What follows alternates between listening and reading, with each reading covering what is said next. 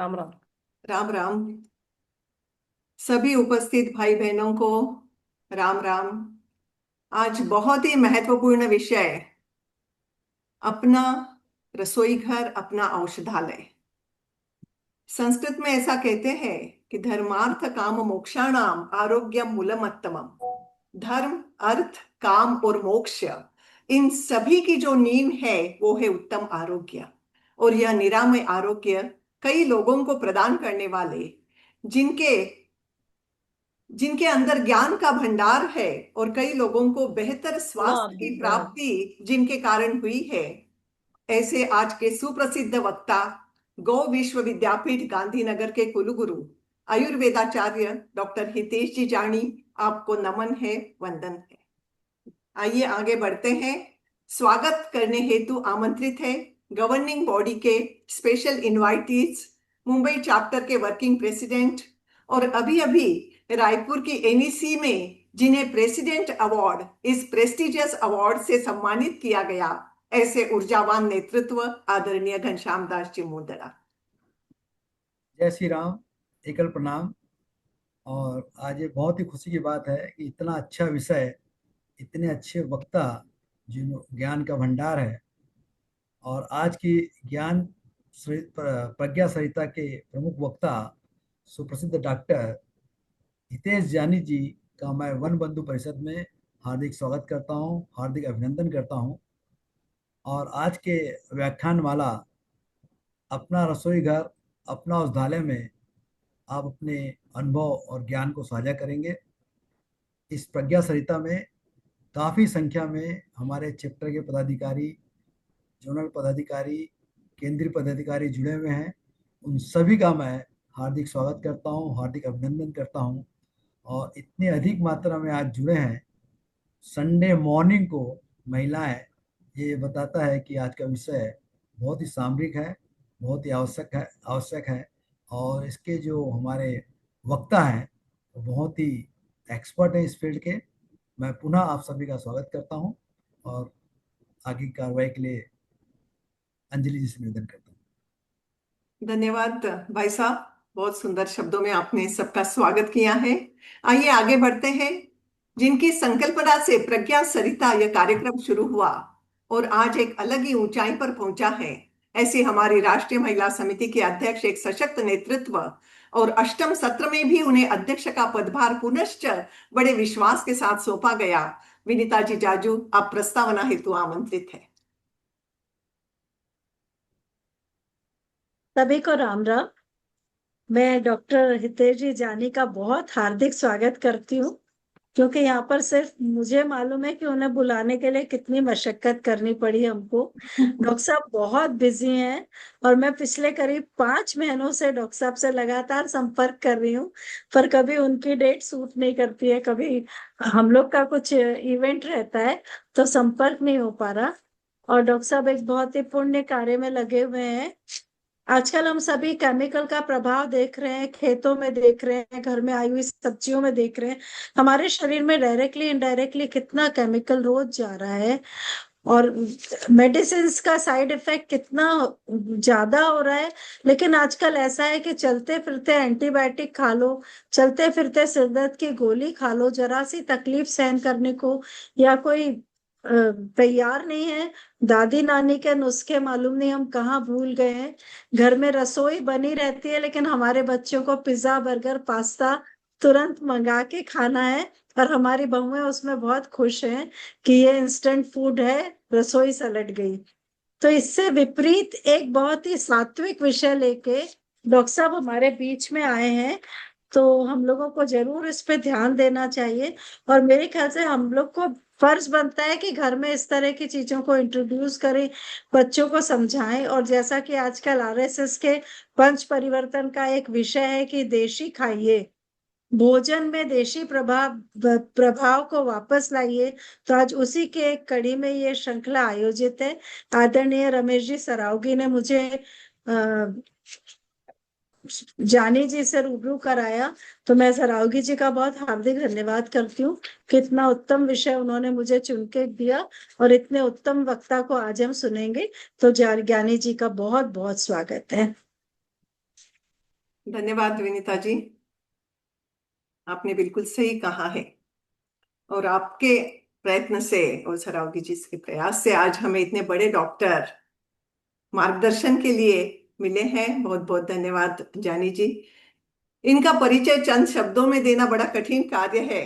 मैं आमंत्रित करती हूँ रांची युवा समिति के प्रेसिडेंट, गुरुकुल के कोऑर्डिनेटर और अभी अभी राष्ट्रीय महिला समिति की वार्षिक बैठक सुचारू रूप से संपन्न होने में जिनका बहुत बड़ा योगदान रहा है, ऐसे हमारे विशेष भैया, आप आमंत्रित हैं, विशेष जी केडिया, डॉक्टर साहब का परिचय देने हेतु। डॉक्टर साहब, ये शेयर कर दिया है डॉक्टर साहब आपने, एक मिनट विशेष भैया। हाँ हाँ, विशेष विशेष भैया आप आप म्यूट हो। आमंत्रित है डॉक्टर साहब आप का म्यूट परिचय हो। दें। अंजलि, वो अनम्यूट नहीं हो पा रहे हैं। एक मिनट, मैंने उनको को होस्ट बनाया था, फिर से निकल गए क्या, चेक कर लेती है। हाँ, निकल गए, एक। हाँ विशेष भैया। सभी को जय श्री राम।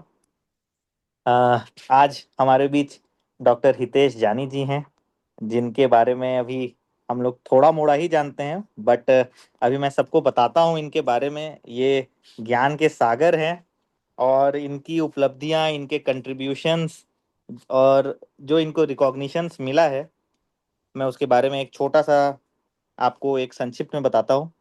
अभी डॉक्टर साहब गौ विश्व विद्यापीठम के कुलगुरु हैं, एनिमल वेलफेयर बोर्ड के डायरेक्टर हैं, चिल्ड्रन रिसर्च यूनिवर्सिटी के बोर्ड ऑफ मेंबर हैं, आयुर्वेद व्यासपीठ के फाउंडर प्रेसिडेंट हैं, गर्भ उपनिषद फाउंडेशन, पंचगव्य क्लिनिकल रजिस्ट्री, गौ विज्ञान फाउंडेशन, कामधेनु चेयर एंड जय कृष्ण इंद्रजी चेयर कच्छ यूनिवर्सिटी, इन चारों जगहों पे चेयरमैन का पदभार इनके कंधों पर है।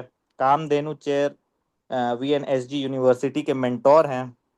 तो एक साथ 10 संस्थानों में ये चेयर कर रहे हैं। ये कार्यभार उठाने की क्षमता जिस पुरुष में हो, उनके बारे में मैं क्या बोलूं।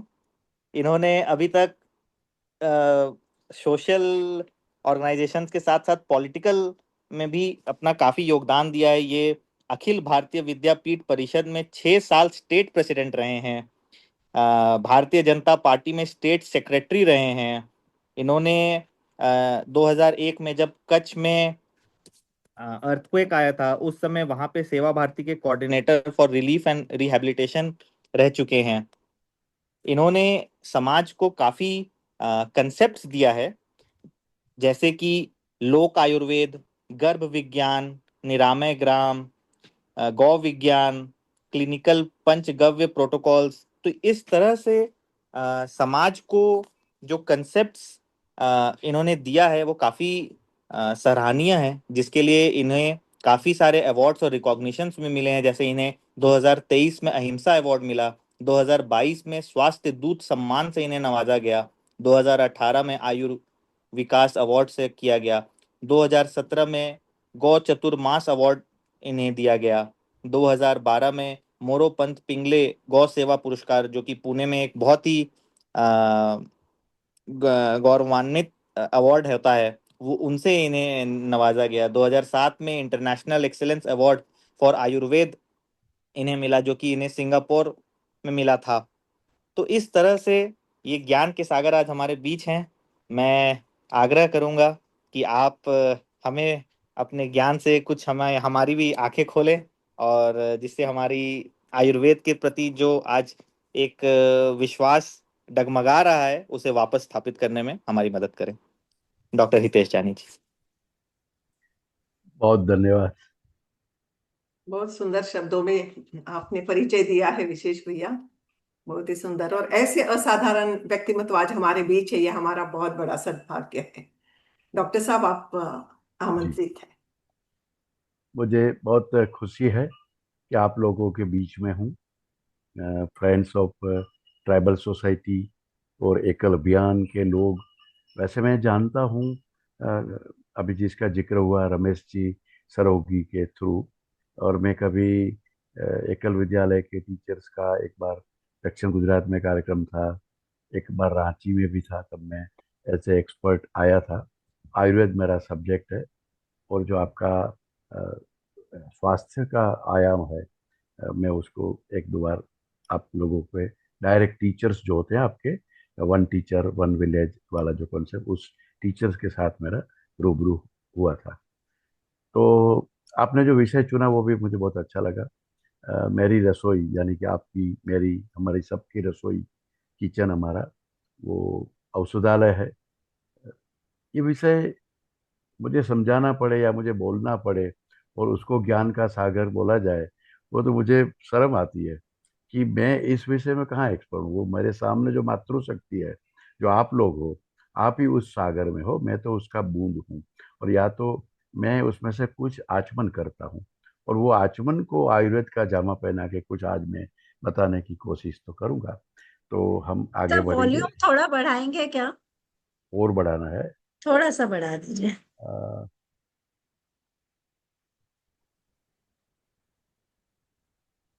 Now am I audible? Hello? जी जी। अब ठीक है, ठीक है डॉक्टर साहब, हाँ जी। चलेगा, हाँ, ओके। मेरी स्लाइड बदलती है कि नहीं, जरा देखना। जी जी, बदल रही है। हाँ। तो फूड इज मेडिसिन, अगर हम दूसरे शब्दों में कहें तो भोजन ही भेषज है। जो हम अन्न खा रहे हैं वो, उसमें ही दवा शामिल है। ठीक तरह से नहीं खाया, ठीक भोजन नहीं खाया, ठीक तरह से नहीं पकाया, ठीक तरह से कॉम्बिनेशन नहीं किया, तो फिर वो दवाई नहीं है, तो फिर वो जहर भी बन सकता है। तो आहार ही औषध है, भोजन ही भेषज, भेषज यानी मेडिसिन। तो ये बात हमारे आयुर्वेद में तो ये शब्द दिया गया है कि भोजन ही भेषज है। जैसा शुरू में जिक्र किया कि आरोग्य मूल मुतबम, अंजलि जी ने बताया, धर्मार्थ काम मोक्षाणाम। तो शरीर है आदि खलु धर्म साधन, और ये धर्म अर्थ काम और मोक्ष के लिए इस शरीर को आयुर्वेद ने साधन माना है। ये अगर शरीर ठीक रहा तो आप पूजा कर पाएंगे, ये शरीर ठीक रहा तो आप बिजनेस कर पाओगे, ये शरीर ठीक रहा आपका तो आप अच्छी रसोई करके और लोगों का स्वास्थ्य ठीक कर पाओगे। तो शरीर को ही बोला गया कि भाई ये ठीक रखो, क्योंकि ये धर्म का साधन है। तो शरीर को एक माध्यम माना गया, एक जरिया माना गया। और जो अभी शुरुआत में ही बोला गया, जो विनीता जी ने बताया कि दादी नानी को हम भूल गए। मुझे जो दिख रहे हैं आपके विजुअल में देख रहा हूँ, तो ऑलमोस्ट आप भी दादी और नानी के रोल पे बहुत से लोग होंगे या हो सकते हैं। तो आप अपने आप को भूल क्यों गई हो? और भूली नहीं हो, आपको याद है। मैं जब बोलूंगा तब आपको पता चलेगा कि मैं बराबर याद है। और हमारी दादी नानी तो वही करती थी, हमारी माँ ने हमें यही सिखाया है। लेकिन आज हम उसको अच्छे ढंग से डिलीवर नहीं कर पा रहे। अगर कहीं कमी होगी या नहीं हो रहा है ऐसा अगर लगता है, तो उसमें हमारी डिलीवरी का मोड जो है वो थोड़ा बदल गया है, थोड़ा धुंधला हो गया है, या उसमें कुछ कमी है। तो शायद इस प्रेजेंटेशन के माध्यम से, इस इस कार्यक्रम के माध्यम से हम उसको कुछ और ठीक कर पाएंगे। और वही भारत की विशेषता है, और वही राम मंदिर है, हमारा आरोग्य मंदिर। वही राम मंदिर एक भौतिक स्वरूप में तो मंदिर होता है, लेकिन इस शरीर मंदिर जो है, जिसमें राम रहता है, जिसमें जो आत्मा रहती है, उसको हम ही ठीक रख सकते हैं। ये बात अंत तक मैं यही बताने की कोशिश करूंगा। और वो कैसे कर सकते हैं, 8-10 पॉइंट में ये पूरा आपके सामने विषय रखने जा रहा हूँ। तो देखो, हमारे यहाँ तो कहा, अन्नम ब्रह्मा रसम विष्णु भोक्तार देवो जनार्दन। देखो, अन्न ब्रह्मा है, टेस्ट, स्वाद जो है वो विष्णु है, और जो खाने वाला है वही जनार्दन है। तो कौन अलग है? सात्विक आहार, स्वस्थ तन, सौम्य मन, इसके बारे में हमने सुना तो बहुत है, लेकिन हम भूल गए कि खाने वाला भी जनार्दन है। और अन्नम ब्रह्मा, अन्न ही ब्रह्म है। अन्न को हमने कैलोरी में फंसा दिया, हमने न्यूट्रिशन की चर्चा करके उसको उलझा दिया।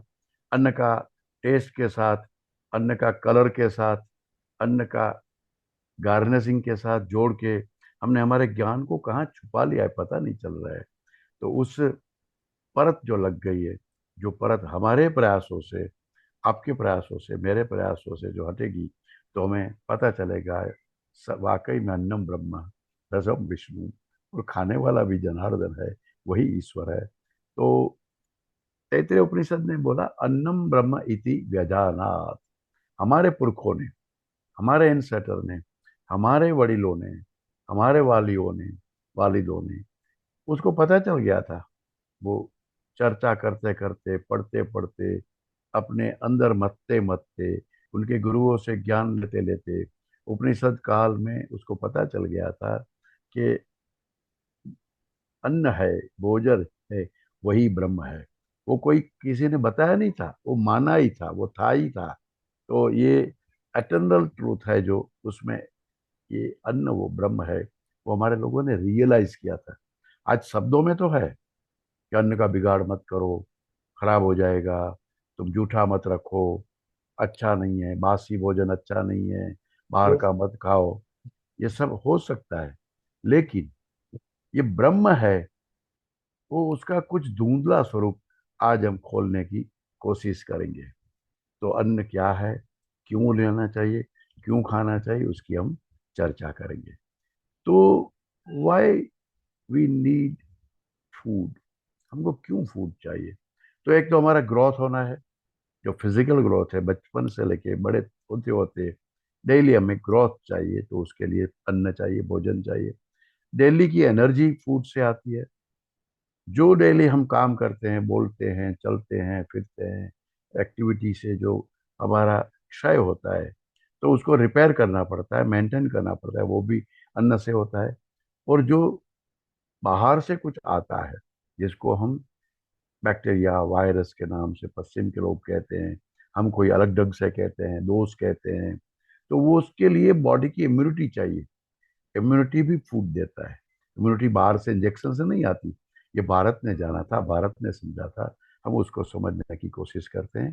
तो हमें ग्रोथ करना है, एनर्जी लेनी है, हमें रिपेयर और मेंटेनेंस करना है, और इम्यूनिटी भी चाहिए।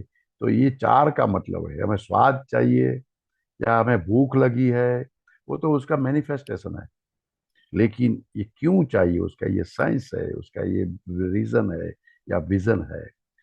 तो आयुर्वेद ने बोला कि भाई जीवन जो है हमारा, वो तीन उपस्तंभ पे, ट्राई पिलर है, टिपोई है हमारा जीवन। एक है उसमें से बड़ा फैक्टर, और पहला फैक्टर वो है आहार। दूसरा है sleep and rest, and third one is ब्रह्मचर्य, कंट्रोल सेरेमनी। हमें कोई ब्रह्मचारी यानी साधु बन जाना है, या वो तो शास्त्रों ने उसको बहुत महत्व दिया है।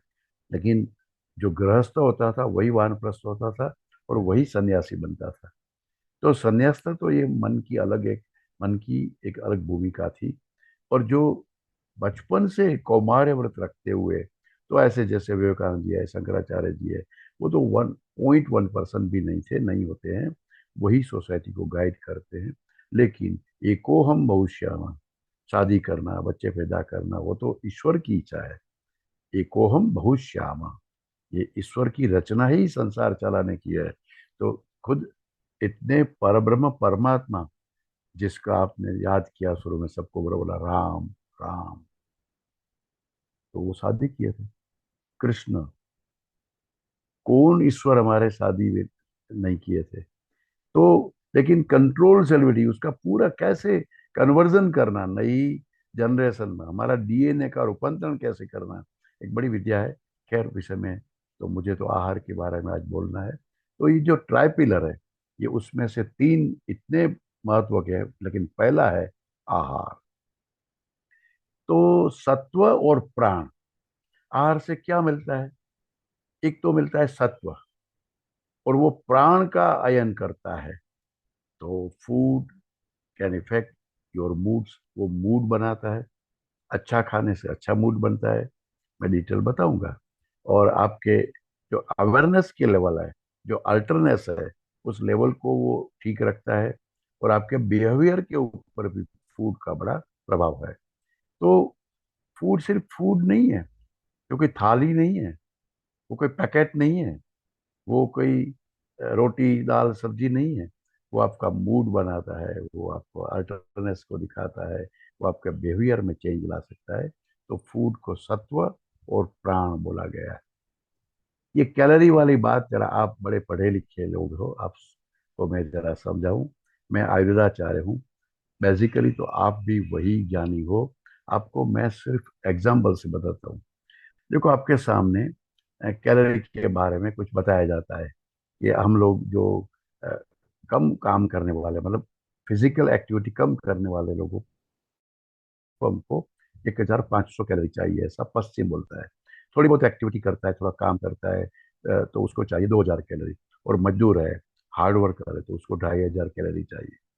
तो कैलोरी का कॉन्सेप्ट कितना पुअर है, कितना बच्चे जैसा है, कितना पश्चिम कम जान रहा है, वो बताने के लिए मैंने बताया आपको कि देखो, अगर 1500 कैलोरी मैंने दूसरी प्लेट में कर दी है, जैसे लौंग की कैलोरी है 323, हाँ, काली मिर्च की कैलोरी, फिर आपके सामने मैंने रखी है जावंत्री की कैलोरी, फिर तेज पत्ता की, और खास करके दालचीनी की कैलोरी, कैप्सिकम की।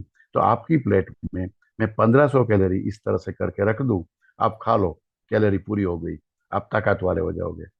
ऐसा आप सोच सकते हो कि आप सिर्फ हर्ब और स्पाइस खा के जी सकते हो? तो ये पश्चिम का ज्ञान या पश्चिम का जो प्रभाव है, वो कितना पुअर है। और भारत क्या कहता है, वो मैं जब बताऊंगा, जो आप जानते हैं, मैं सिर्फ उसमें से कुछ हटाऊंगा।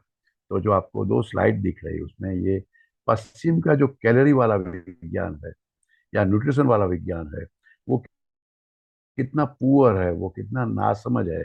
तो वो उनको सिखाना है, भारत सिखाएगा। दुनिया को हमने बहुत सिखाया, तो आज फिर से हमें हमारे ज्ञान को पकड़ के फिर दुनिया को सिखाना है। नहीं तो राम मंदिर बनाने का क्या मतलब है? दुनिया को कुर्वन्तो विश्वम आर्यम, दुनिया को सभ्य बनाना है। हम भी कुछ कान बंद करके, आंख बंद करके नहीं बैठे हैं। आनो भद्रा कर तो वो यंतु विश्वत, let all the noble thoughts come to us from all the sides. अगर दुनिया भर में कोई अच्छी अच्छी बातें हैं, तो हमें मिलनी चाहिए। ऐसा नहीं कि हम कुछ आंख बंद करके बैठ जाएंगे, किसी के कुछ नहीं सीखेंगे, हम ही ज्ञानी है। तो लेकिन दुनिया को जो ज्ञान नहीं है, दुनिया को जो समझ नहीं है, वो हमें क्यों लेनी? हमारे नई पीढ़ी के बच्चे वो क्यों ले? हमारे बच्चे हैं, हमारी जनरेशन है, और हम उसी ऋषि पुरुष के संतान है, तो हमारे बेटे भी वही है। तो उसको ये ज्ञान देने के लिए आपका ये कार्यक्रम शायद आपको पसंद आएगा, ऐसा मैं जरूर मानता हूँ। भोजन के बारे में कुछ एक जनरल सूत्र है, एक थोड़ी बात वो मैं करके आगे चलूंगा।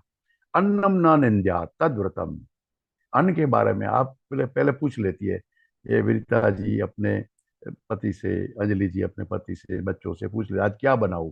दिल्ली का जो एक डायलॉग होता है ना, आज शाम को क्या बनाना है? तो उसमें पूछना ये चाहते हैं कि आपकी सेहत कैसी है, आपकी चॉइस क्या है, आपकी तासीर क्या है, आज सीजन कौन सी चल रही है। तो वो पूछते हैं, इसलिए आप बताते हैं।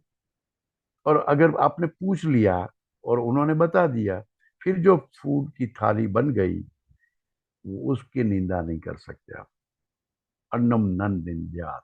कभी आप ऐसा माँ ने बनाया हुआ, दादी ने बनाया हुआ, नानी ने बनाया हुआ, भाभी ने बनाया हुआ, बेटी ने परोसा हुआ, वो अन्न की आप निंदा नहीं कर सकते। बड़ी समस्या होती है, उसके ऊपर बड़े बड़े चैप्टर्स लिखे कि निंदा करने से क्या होता है। तो ये एक बड़ा सूत्र शायद आपको पसंद आ जाए, जो हमारे रगों में तो दौड़ता है, लेकिन उसके पीछे कुछ साइंस है, इसके पीछे कोई रूल है, ना सिर्फ लॉजिक है, साइंस है। ये आपको मैं कुछ बातें धीरे धीरे परत खोलता रहूंगा। तन मना भोजन गत चित्ता, मन लगा के खाओ। ओहो, रसगुल्ले बहुत अच्छे हैं भाभी जी, आज तो सब्जी बनी है। इसका मतलब ऐसा नहीं कि कल अच्छी नहीं थी। तो लेकिन हर दिन हम बखान करते हैं, अच्छा लगता है, टोमी जी रोटी जल गई, प्लीज अब अच्छी बनाओ। ऐसा हम कहते हैं, हम मतलब हम मन लगा के खाते हैं। उस समय बातें करना, उस समय टीवी देखना, उस समय मोबाइल हाथ में रखना। आज की नई बेटियां, बहुएं बच्चे को मोबाइल दे देती है। इसके कितने दुष्परिणाम है, वो एक अलग विषय हो सकता है। लेकिन मन लगा के खाना, चित्त लगा के खाना, और वो क्या इम्पैक्ट करता है, वो बड़ी बात। ये दूसरा सूत्र है। कभी कभी हमको समझाया जाता है कि स्टार्टर कुछ पश्चिम के लोगों ने बताया। हम होटलों पे जाते हैं, कहते हैं ये स्टार्टर लाओ, वो स्टार्टर लाओ, ये स्टार्टर लाओ। और कोई होटल कोई अच्छे स्टार्टर के लिए पॉपुलर भी है। मैं आपको एक यूनिवर्सल स्टार्टर शुरू में बता देता हूँ। आपकी भूख लगे, खाने का समय से पहले तो मुझे पूरा कर देना है, फिर भी एक यूनिवर्सल स्टार्टर जो महर्षि भाव प्रकाश ने दिया है और भी ऋषियों ने दिया है। भोजनाग्रे सदा पथ्यम लवण आर्द्रक भस्मकम अग्नि संदीपनम रुच्यम जिह्वा कंठ विशोधर। भोजन से पहले 7 से 10 मिनट पहले अदरक को कद्दूकस करो या कतरन करो, उसमें थोड़ा सेंधा नमक डालो, एक आध बूंद नींबू का बूंद गिराओ और वो थोड़ा मुंह में रखिए और 5-7 मिनट मुंह में रखिए, निगल भी जाइए, बाहर भी फेंक सकते हो, दोनों आपको जो भी। लेकिन वो इतने वो this helps your appetite, appetite centre को स्टिमुलेट करता है और इट ऑल्सो कार्मेनेटिव्स, रुचि उत्पन्न करता है। एपेटाइट सेंटर को ब्रेन में जो एपेटाइट सेंटर, समय हो गया है इसलिए खाना, ऐसा नहीं है। स्टार्टर का मतलब ही वही होता है, स्टार्टर यानी फूड स्टार्ट करना, ऐसा नहीं है। स्टार्ट का मतलब स्टार्ट नहीं है, स्टार्ट का मतलब एपेटाइट सेंटर को स्टिमुलेट करना। तो आपके जितने जितने स्टार्टर है वो कोई स्टिमुलेट नहीं कर रहे हैं, वो तो आपका वजन बढ़ा रहे हैं भोजन का। कुछ तो स्टार्टर ऐसे हैं कि जो हम लोग तो कभी जाते हैं होटल में, हम जाते, मैं नहीं, ऐसा नहीं कि मैं नहीं जाता हूँ। जो अच्छे ही होटल होती है, हाइजीनिक होती है, स्टैंडर्ड होती है, उसके कुछ रूल्स होते हैं, उसके हिसाब से चलती है, तो मैं सिर्फ स्टार्टर के लिए मैं पहले मेरे फैमिली को ले जाता हूँ, स्टार्टर पूरा करके आ जाता हूँ। और आपने भी देखा होगा स्टार्टर में ही पेट भर गया और फिर मेन डिश क्या लेंगे आप, क्योंकि स्टार्टर का कॉन्सेप्ट भी आपको पता नहीं है, उनको पता नहीं है, या उसने दे दिया हमने ले लिया। मैं आपको, अंजलि जी भी दिख रही है, अभिता जी भी दिख रही है, और सुनने वाले बहुत से महिलाएं हैं ज्यादातर। आपको मैं बहुत कॉन्फिडेंस से, आपको मैं बड़ी जिम्मेदारी के साथ, मैं आपको 1,000 स्टार्टर डेली नया पिला सकता हूँ। या आपने ज्ञान का भंडार नहीं, मैं तो रसोई का भी भंडार हूँ, और वो भंडार मुझे मेरे आयुर्वेद के ऋषि मुनियों ने दिया है। कभी दूसरा स्टार्टर नहीं होगा, इतना नया स्टार्टर डेली आपको मैं पिला सकता हूँ, सिखा सकता हूँ, आप भी सीख सकते हो। ये हमको क्या सिखाएंगे पश्चिम के लोग, ये क्या हमको थाई स्टार्टर सिखाएंगे? हमें थाई या वियतनाम के फूड से या कॉन्टिनेंटल फूड से या बर्मीज फूड से झगड़ा नहीं है हमें, कि उनके लिए अच्छा होगा, लेकिन भारत के लिए, हमारे लोगों के लिए तो हम आपको, लेकिन मैंने आपको यूनिवर्सल स्टार्टर बता दिया। ये करिए कोई भी ऋतु में, कोई भी समय, ये आपका अदरक वाला छोटा सा, क्योंकि भारत एक बड़ा सामंजस्य वाला देश है। बाकी तो अपनी अपनी चॉइस के हिसाब से आप जब भी चाहिए आप कभी पूछ सकते हो, आप पढ़ सकते हो। आपको भी ऐसे कोर्सेज चलाना चाहिए महिलाओं के लिए, कि आपकी कॉमन रेसिपी, आपके एरिया के फूड कौन से हैं। जैसा गुजरात में जो स्टार्टर चलेगा वो शायद बिहार में, झारखंड में नहीं चलेगा, या जो मध्य प्रदेश में चलता है वो नॉर्थ ईस्ट में नहीं चलेगा। जो साउथ में जो स्टार्टर चाहिए, जिसको सूप कहते हैं, वो जो सूप है, स्टार्टर है, वो कोई कश्मीर में नहीं चलेगा, तो वहाँ कावा ही स्टार्टर है। तो इस तरह से 1,000 स्टार्टर के लिए कभी बात करेंगे। दूसरा थोड़ा एक रूल्स को जो है, भोजनांते पिबेत तक्रम वासरांते पिबेत पया निशांते च पिबेत वारी त्रिभी रोगो न जायते। आपको क्या क्या करना चाहिए हेल्दी रहने के लिए, एक छोटे श्लोक में, एक सूत्र में बता दिया कि आपको जब रात पूरी होती हो और अर्ली मॉर्निंग हो, सुबह जब आप उठते हो ब्रह्म मुहूर्त में, तब तांबे के बर्तन में रखा हुआ ना अंजलि, यानी आपकी जो इसमें आता है, इतना तांबे वाला पानी पीजिए। तो वासरांते पिबेत पया, अगर आपको हेल्दी रहना है तो आपकी वो 2 ग्लास 4 ग्लास, व्हाट्सएप यूनिवर्सिटी में कुछ आता है 8 ग्लास पियो, ये पियो, ऐसा नहीं। छोटा बच्चा है तो उसकी छोटी अंजलि होगी, बड़ा होगा तो बड़ी होगी। तो अपनी अंजलि की मात्रा में, तो मात्रा क्या है, ये है। इसमें कोई ग्लास वाला मात्रा नहीं, एमएल ग्लास किसी को बड़ा होगा, पंजाब का ग्लास तो बहुत बड़ा होता है, तो ऐसा नहीं है ग्लास ग्लास वाला या एमएल नहीं। वो अपनी अंजलि के हिसाब से जितना उसमें पानी आता है, वो तांबे वाला पानी रात को रखा है वो पीजिए, यानी अर्ली मॉर्निंग आप पानी पीजिए तांबे वाला।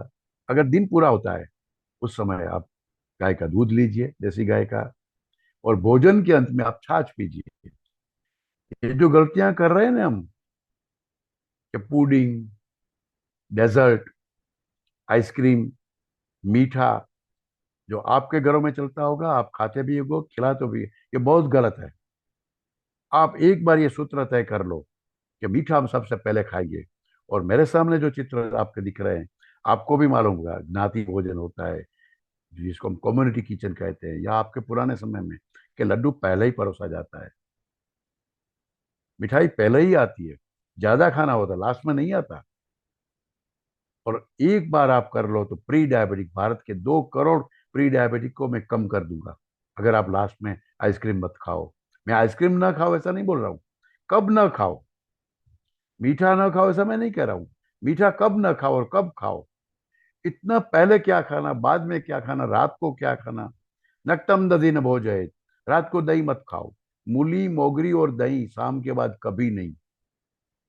अगर आप दही शाम को ना खाओ तो आपको कभी कार्डियक अरेस्ट नहीं आएगा। पता ही नहीं सबको। हम दही बड़े, दही बल्ले, दही की आइटम रात को खाते हैं। छाछ का प्रॉब्लम नहीं है, दही की बात करता हूँ। तो कब क्या खाना, तो शाम को भोजन में आप दूध, दूध रोटी, दूध चावल, दूध रोटला, दूध भाकरी, दूध पूड़ी, खीर, दूध खिचड़ी, ये सब आप दूध के साथ खा सकते हो, ऐसे आइटम खाइए। सुबह नाश्ता तगड़ा करो, दोपहर के भोजन में अलग अलग टाइप के व्यंजन जो आपके एरिया के है, लेकिन शाम को ज्यादा मत खाओ, कम खाओ, कब दूध के साथ खाओ। या तो फिर आपने शाम का भोजन पहले ले लिया, लेकिन रात को दूध पीजिए, तो आप कभी बीमार नहीं होंगे। क्योंकि दिन में गाय चलती है, फिरती है, 11 किलोमीटर वॉक करती है। यह मैं मूल बात कर रहा हूँ, अभी आपकी स्टॉल फीडिंग वाली गाय की चर्चा नहीं कर रहा हूँ। गाय जब चरने जाती है तो 11 किलोमीटर वॉक करती है, 11 किलोमीटर वापस आती है, तो 22 किलोमीटर गाय जब चलती है तो उसकी बहुत एक्सरसाइज गाय की भी होती है। और वो 45-35 प्रकार के ग्रास खाती है, जो ऑलमोस्ट हर्ब है। और सूर्य नाड़ी, सूर्य जब सोलार की एनर्जी में, गर्मी में गाय चलती है, तो उसकी कुकुन से, वो सोलर प्लेक्सिस से, वहाँ का जो एक प्लेक्सिस है, उससे वो एक सूर्य केतु नाड़ी वो ग्रहण करती है, गोल्डन येलो एंजाइम बनाती है। गाय का मेरा एक अलग रिसर्च का विषय का भी बताऊंगा, लेकिन वो शाम को ही होता है। तो घर में जब गाय आती है, हम शाम का ही दूध पीते थे, सुबह का दूध नहीं पीते थे हम पीने में, क्योंकि सुबह का दूध वो रात को घर में खड़ी है, चंद्र है, ठंडा है, और उस समय उसको स्टॉल फीडिंग कराना पड़ता है, घर का कुछ चारा उसको देते हैं। तो उनका दूध होता है, भाव प्रकाश ऋषि कहते हैं, आयुर्वेदाचार्य कहते हैं कि सुबह का दूध गुरु होता है। वो दही जमाओ, उसकी मिठाई करो, लेकिन पीने में, फूड में आपको दूध लेना है शाम का दूध। आज तो आपको पता ही नहीं कौन सा दूध है। आप ताजा दूध जिसको कहते हैं, पाउच वाला दूध, वो तो दूध ही नहीं है। कैसे आता है? 22 केमिकल वाला आपका सो कोल्ड डेयरी वाला जो दूध है, वो दूध ही नहीं है। खैर मैं छोड़ू। तो भोजन के अंत में आप छाछ पियो, 22 प्रकार के आंतों के रोग हट जाएंगे या नहीं होंगे। हमें पता ही नहीं है छाछ किसको कहते हैं, लास्ट में क्यों पीना है। तो ये बात आपको, हमारी परंपरा में वही थी। आप में से जो मुझे दिख रहे हैं सरनेम से, मुझे मारवाड़ी लग रहे हैं, तो बहुत मारवाड़ी लोग पापड़ खाते हैं लास्ट में। तो ये बड़ा साइंस है यार, आपके एरिया के हिसाब से बहुत बड़ा साइंस था। आज आप वही रांची में रहते हो, तो मारवाड़ी फूड में बदल करना पड़ेगा। आपका डीएनए में वही है तो थोड़ा चाहिए भी। लेकिन झारखंड में, या आप अगर तमिलनाडु में रहते हैं, या आप अगर गुवाहाटी में रहते हैं, या आप इंदौर में रहते हैं, तो फिर आपको थोड़ा उस जलवायु का ख्याल रखना पड़ेगा। तो ये, तो भी ये जनरल सूत्र दिया कि सुबह तांबे वाला पानी उठ के, रात को दूध पिया, भोजन के बाद छाछ ली, तो आपके शरीर में रोग नहीं आएगा। ये कुछ मैं सूत्र बता रहा हूँ। तो पानी कब पिए, पूछते कब पीना, कितना पीना। अजीर्णे भेषजम वारी, जब मूड नहीं है, खाने की इच्छा नहीं हो, पचा नहीं है, इंडाइजेशन लगता है, तो आप गर्म पानी करके पीजिए, गुनगुना पानी सिप करिए, तो मेडिसिन हो जाएगा। और पच गया उसके बाद थोड़ा और मटके का पानी पीजिए, तो वो बलप्रद है। भोजन के बीच में थोड़ा सिप लीजिए, तो वो अमृत है। भोजन के अंत में अगर पानी पिया तो विषप्रद है, वो जहर बन जाएगा। तो ये कब पीना, कैसे पीना, उसकी थोड़ी बातें थी। अब जो मैंने बताया कि मधुर यानी स्वीट कब लेना, तो सबसे पहले और सबसे ज्यादा क्वांटिटी में भी सबसे ज्यादा मधुर रस लेना। ये डायबिटिक्स के लिए मेरी बात नहीं है, ये हेल्दी लोगों की बात है। बस कहते हैं, जानी साहब ने बता दिया, डायबिटीज है तो फिर पहले खाओ, मीठा खाओ और ज्यादा खाओ। तो नॉर्मल लोगों के लिए मीठा खाना पहले खाना। दूसरा जो आपका है नमकीन, सॉरी, खट्टा, जो सौर कहते हैं, फिर मेरा लिखने में गलत हो गई है। और जो सोल्टी होता है वो तीसरे नंबर, यानी कि नमकीन, वो तीसरा खाओ, तीसरे क्रम में, और थोड़ा कम खाओ। फिर जो होता है तीखा, वो बाद में खाओ, और कड़ुआ है उसके बाद खाओ, और कसा यानी छाछ, वो लास्ट में रहो। तो ये क्रम होता है खाने का। उसको आपको पता होना चाहिए कि वो क्यों इस ये क्रम दिया है। इसके लिए तो हम चैप्टर्स पढ़ते हैं, पढ़ाते हैं। ठीक है, परंपरा में रखेंगे तो ठीक होगा। अब मैं थोड़ी भारतीय अनपान की प्रक्रिया बताऊं। आपको आश्चर्य होगा कि आहार अधिकरण के बारे में, फूड के बारे में इतने चैप्टर्स, इतने ग्रंथ लिखे गए हैं भारत में। ये 64 कला में ये गिनी जाती थी। और चक्रवर्ती पद जिसको मिलता था, राजा, उस राजा को फूड बनाना आना चाहिए था। पाक कला अगर नहीं आई, उसको अच्छी धनुर्विद्या आती है, पॉलिटिकल साइंस पढ़ा है, कूटनीतिज्ञ जानता आता है, वो सब कुछ जानता है, वो अर्थतंत्र जानता है, लेकिन अगर रसोई बनाना नहीं आता, तो उस राजा को चक्रवर्ती की पदवी नहीं दी जाती थी। आपने शुरू में ही भैया ने बताया है कि भाई बड़े बड़े होटलों में तो शेफ पुरुष रहते हैं। तो हमारे यहाँ जो रसोई होती थी ना, कम्युनिटी किचन, वो महिलाओं के हाथ में नहीं थी, वो जेंट्स के हाथ में थी। उसको आना ही चाहिए। घर की लक्ष्मी जो है, अन्नपूर्णा है, वो घर का ख्याल रखेगी, और समाज का ख्याल वो जेंट्स रखता था। तो राजा को समाज का ख्याल रखे, उसको फूड आना ही चाहिए, तभी तो वो सबको हेल्दी भी रख पाएगा। तो और इतने हद तक कि भारद्वाज मुनि तो विमान शास्त्र के एक्सपर्ट थे। वो प्लेन बनाते थे उस समय, पुष्पक विमान जो आपने सुना ना रामायण में, तो उससे तो कई गुना अच्छा विमान बना। तब वो बताते थे कि गुरु के ग्रह में आपको जाना है, अगर गुरु के ग्रह में आपके सकल यान को ले जाना है, तो वहां आपको मूंग ले जाना। मूंग की रेसिपी ज्यादा फिशिस नहीं बनाती। और वहां जहाँ बिल्कुल ग्रेविटियल ग्रेविटेशनल फोर्स नहीं है, वहां आपको क्या खाना। तो हमारे ऋषि मुनि क्या क्या जानते थे, कितना जानते थे, वो आपको समझने के लिए मैं ज़्यादा नहीं बोलूँगा इसमें, क्योंकि मुझे थोड़ा रसोई घर की चर्चा करनी है। लेकिन थोड़ा आप लिस्ट देख लीजिए। अनपान विधि, नल राजा का आपने कहानी सुनते हैं ना, चैत्र मास में, खास करके अधिक मास में, नल दमयंती की कहानी। तो नल राजा ने नलपाक दर्पण नामक एक ग्रंथ लिखा है। भीम जो भोज राजा था, जो उज्जैन का, उसने भोज कुतूहल लिखा है। तो ये अलग अलग लोगों ने, अलग अलग संतों ने, अलग अलग राजाओं ने इसके ऊपर बहुत ग्रंथ लिखे हैं। भारत की महिला अगर एक ग्रंथ भी पढ़ ले, एक ग्रंथ के ऊपर वह पीएचडी हो जाए, तो ये न्यूट्रिशनल साइंस का वो हमारी माता, हमारी बहन बदल सकती है पूरी दुनिया का। लेकिन पता ही नहीं है कि हमारे पास कितना ज्ञान का भंडार पड़ा है। और हम वो यूट्यूब वाली रेसिपी लेके हम हमारे घर को स्वस्थ रखना चाहते हैं। पता नहीं, मैं बोल रहा हूँ उसमें आप किसी को बुरा न लगे, ये ख्याल रखते हुए मैं आगे चलता।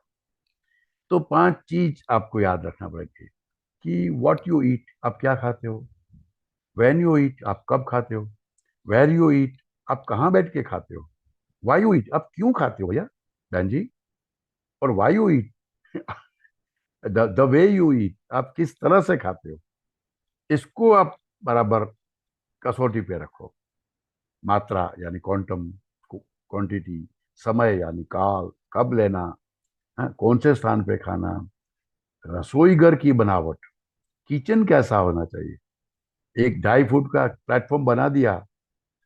अब वो बच्चों को, जो बच्चों में इसलिए कहता हूँ अमेरिका को मुझे प्यार करना चाहिए, अमेरिकन को, क्योंकि वो बच्चे हैं, बरमूडा पहन के घूमते हैं।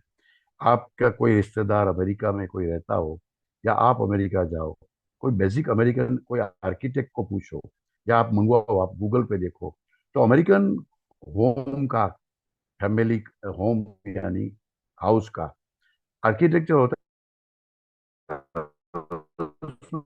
किचन होती भी होगी, लेकिन किचन नहीं होता, क्योंकि वो संस्कार ही नहीं है। वहाँ पेंट्री होती है, एक छोटा जगह होती है जिसमें एक फ्रीज होता है, एक ओवन होता है। फ्रीज में ब्रेड या लोफ कुछ बन पड़े हैं, कुछ पेस्ट्री पड़ी है, कुछ वो है, कुछ और मछली सूखी हुई या मांस का चिकन सूखे पड़े हैं। ब्रेड उठाया, उसमें बटर डाला या चीज डाला, एक मछली सूखी हुई डाली करके ओवन में डाला, गरम किया, और वो उसने चलते चलते, कार में बैठे बैठे, पढ़ते पढ़ते, इवन टॉयलेट में बैठे बैठे कहीं भी खा लिया। उसको लगता है हमने खा लिया। उनको पता नहीं है कैसे रसोई करना, खाना क्या है वो मालूम नहीं। ब्रह्म की बात तो छोड़ो, ये पता ही नहीं उनको, और हम उसके पीछे पिछले बन के जा रहे हैं। तो हमारे साइंस को समझना पड़ेगा। तो भारत में ही रसोई घर होता है, भारत में ही अन्नपूर्णा होती है। और आपको कमर का दर्द होगा, क्योंकि उन्होंने ये मैसनर ने, कड़िया लोगों ने, ये उन्होंने आपका किचन बना दिया प्लेटफॉर्म। हमारी महिलाएं 10-10 लोगों का, 12 लोगों का खाना पकाती थी नीचे बैठ के। कभी उसको कमर का दर्द नहीं होता था, कभी जोड़ों का दर्द नहीं होता था। हमको खड़े रख के खाना बनाने का, उसको 2 मिनट में तो उसका ओवन में वो सूख जाता है, गर्म हो जाता है। रोटी, दाल, सब्जी, अलग अलग प्रकार के पापड़ बनाना, बड़ी बनाना, 2-3 सब्जी होती है। हम कैसे बना के लिए है ही नहीं। वो सिर्फ प्लेटफॉर्म है 2 मिनट 3 मिनट के लिए खड़ा रहने के लिए। लेकिन भारत में ऑर्थोपेडिक सर्जन हूँ मैं, इसका एक्सपर्ट हूँ मैं, पंचकर्म का विद्वान हूँ।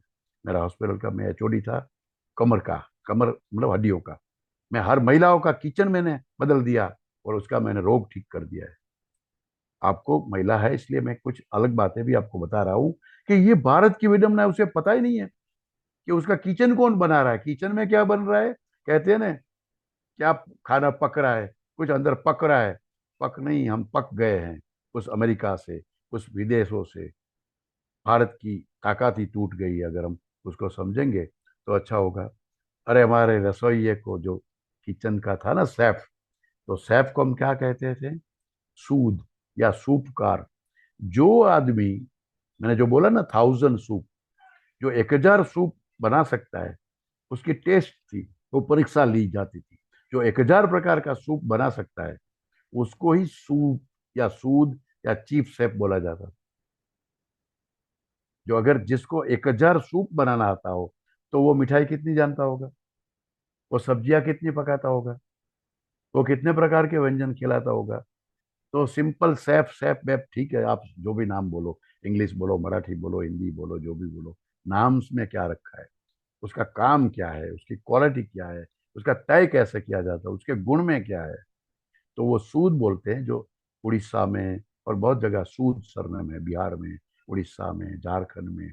तो वो सूद है, वो बेसिक आई है सूद में से। और सूपकार यानी सूप बनाने वाला। तो ये रसोई और उसके गुण है, मैं तो सिर्फ इतना ही बताया। लेकिन सूप का पूरा एक चैप्टर है सूपकार का। तो और किस में परोसना, किस में पकाना। जैसे फ्रूट जूस है, सूप्स है, लिक्विड फूड है, खास करके दूध है, वो चांदी के बर्तन में लेना चाहिए। आपके घरों में आज भी जब मेहमान आते हैं तो हम लोग कैसे चांदी के बर्तन में दूध देते हैं, चांदी के गिलास में पानी देते हैं। तो दैट्स वेरी ट्रू। जो है वो इम्यूनिटी बढ़ाता है। चांदी का जो पात्र है ना, वो जो लिक्विड है उसका इम्यूनिटी बढ़ाता है। स्वर्ण पात्र में ठीक है, आज तो अब स्वर्ण पात्र होता है, लेकिन हम अलमारी में रखते हैं। तो वो जो इतना सात्विक है, तो वो स्वर्ण पात्र में लिया जाता है। कुछ खास करके केसर की आइटम, दही की आइटम, श्रीखंड है या रसाला है, वो हम सोने के पात्र में कम खाते थे थोड़ा, लेकिन वो देते थे। और पत्ते में हम खाना, पत्ते में खाना, बाकी रोटी बनाना का पत्ता है, या हम जो भी पहले पत्राली हम खाते थे, दूने में खाते थे। आज भी श्रीनाथ जी में जाओ तो नाथ द्वारा में आपको पत्तल में प्रसाद मिलेगा, बहुत जगह। तो ये क्यों था? वो वेरी हाइजीनिक था, कभी हम यूज नहीं करते थे। सुमाकर नाम का एक साइंटिस्ट जब भारत में आया, गांधी जी को मिला, उसने बताया मुझे भारत के बारे में जानना है, आप बताइए, मैं बहुत प्रभावित हूँ। तो उसने बोला पहले भारत देखो। साउथ में वो जा रहा था, उसके आगे एस्कॉर्ट भी थे। गाड़ी एक जगह रुकी, भोजन का टाइम हो गया, तो वहाँ रुकी, और ढाबा था, साउथ इंडियन ढाबा। वहां जैसे ही बैठे तो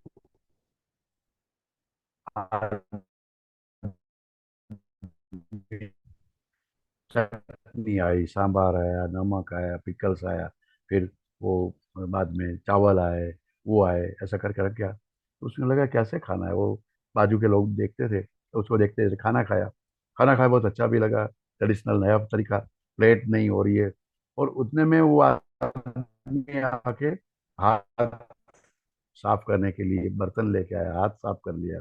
और जो पत्तल थे, ये पत्ते थे केले के, और उठा के ले गया और सामने ही धाम गाय को दे दिया। उसने देखा क्या ये हो रहा है, वो समझ नहीं पा रहा था। लेकिन रात को उसकी डायरी में उसने लिखा, ये स्मॉल ब्यूटीफुल नामक एक पुस्तक है उनका लिखा हुआ, उसमें लिखा है, आप कभी पढ़िए, स्मॉल ब्यूटीफुल, भारत के बारे में। भारत का नाम उसने रखा है स्मॉल ब्यूटीफुल। उसमें लिखा उस दिन रात को कि भारत के लोग इतने बुद्धिमान है कि उसका जो बर्तन है वो भी दूध देता है। तो बर्तन जो है, पत्तल है, वो पूरा इको फ्रेंडली है, हाइजीनिक है। डिटर्जेंट का यूज नहीं करना, पानी का यूज नहीं करना, पानी नहीं बिगाड़ना। हम ये बर्तनों वाला जो मामला हम लेके बैठ गए हैं, और ये कौन से बर्तन में क्या खा रहे हैं वो पता ही नहीं है हमें। ये भारत के लोग, ये भारत की विरासत। आप अब वन बंधु परिषद के माध्यम से, और आप जो महिला, आपके 32 चैप्टर आपने बताए, आप ये फैला दो, ये ज्ञान बता दो कि यही सही है। और जिसी को भी आपको लॉजिक या उसके पीछे का साइंस चाहिए ज्यादा, तो आप यू फॉरवर्ड मी, तो आप ये समझने की कोशिश करिए। रसोई घर के बारे में भी महर्षि चरक ने, सुश्रुत ने लिखा है कि कैसा किचन होना चाहिए, कुकिंग एरिया कैसा होना चाहिए, और किस तरह से परोसना वगैरह। अभी तो लंबा हो जाएगा, लेकिन आपकी थाली डिश है, उसमें क्या क्या, जैसे क्रैकर्स है, पापड़ है, फ्रूट है, सॉलिड्स है, ड्राई कुछ वड़ी है, सूखा चीज है, तो वो आपको दक्षिण में राइट में रखो। अगर लिक्विड है, वाटर है, जूस है, सूप है, वो आपको लेफ्ट में रखना है थाली में। है? तो कहाँ कहाँ परोसना, पुरस्था पे आपके सामने, बिल्कुल मिडल में क्या होना चाहिए, तो आपकी जगरी, स्वीट्स, मीठा, लड्डू, पुरण पोड़ी, वो आपके सामने रखिए, बिल्कुल जल्दी लीजिए।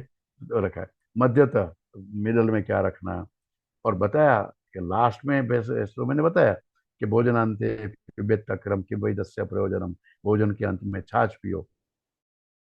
लेकिन महर्षि सुश्रुत ने एक और भी ऑप्शन रखा, उसने बोला मिष्टान्नम प्रिय पुनः। अगर आपको छाछ तो लेना ही है, लेकिन थोड़ा मीठा टुकड़ा, वो भी आप लास्ट में ले लीजिए। पहले खाओ मिठाई, ज्यादा खाओ, लेकिन लास्ट में भी थोड़ा टुकड़ा खाओ। उसको कर्म, वैष्णव लोग, हमारे वैष्णव लोग उसको कर्म कोड़िया नेवला कहते हैं, कि लास्ट में या तो गुड़ खाओ, या तो मीठा कुछ खाओ लास्ट में, और या तो जो आपको पसंद है, कोई नमकीन आपको पसंद हो, आपको कोई दाल अच्छी लगी हो, या कोई सब्जी बहुत टेस्टी लगी हो, तो वो लास्ट में खाओ, तो आपको संतुष्टि गुण मिलेगा। या तो मीठा खाओ या छाछ खाओ, वो यूनिवर्सल। बटर मिल्क आप लास्ट में लीजिए, लेकिन कुछ थोड़ा मीठा खाओ। या तो फिर आपको जो प्रिय लगा वो पुनः लीजिए। तो ये बड़े सूत्र थे संतुष्टि के। तो मसाला की जो मैंने आपको प्रॉमिस किया है वो बात, आधे से ज्यादा समय हमारा चला जा चुका है। लेकिन छौंका किसको कहते हैं, तड़का किसको कहते हैं, बघार किसको कहते हैं, दुमगार किसको कहते हैं, किसमें कौन से सब्जी में तड़का लगेगा, कौन सी सब्जी में छौंका लगेगा, कब आपका बघार लगेगा। हाँ, तो टेम्परिंग क्या है, सीजनिंग क्या है, फायरिंग क्या है, हमें पता ही नहीं। चाइनीज लोग फायरिंग करते तो हम फायरिंग करते, वो और कैसे बनाते पता ही नहीं हमें। और वो नहीं आता, इसलिए फिर हम जाते हैं होटलों में स्मोक करना, हम कहते हैं ओहो बारबेक्यू। अरे बारबेक्यू क्या है, वो दुमगार है उसको। आपका कैबेज है या प्याज है, खाओ ना खाओ अलग बात है, लेकिन कैबेज और प्याज है, तो ऐसी चीज को आपको स्मोक करना पड़ेगा, उसको बारबेक्यू करना पड़ेगा। बेसन का आटा है, उसकी कोई आइटम बनती है, ढोकला है या ऐसी भी, तो आपको ऊपर से तड़का करना पड़ेगा। तो तड़का कब करना, जब आपकी सब लेंटेन्स है, ये सब दाल है, तो दाल को आप 2 बार बघार करोगे तो अच्छा रहेगा। पहले भी करो, फिर उबालो, फिर से बघार करो, तो ऐसी चीजें होती है। तो छौंका किसको कहते हैं, तड़का किसको कहते हैं, बघार किसको कहते हैं। इससे ये कोई कब करना है इतना नहीं है। जो आपका फूड है, वेदर इट इज प्रोटीन और कार्ब या फाइबर्स है,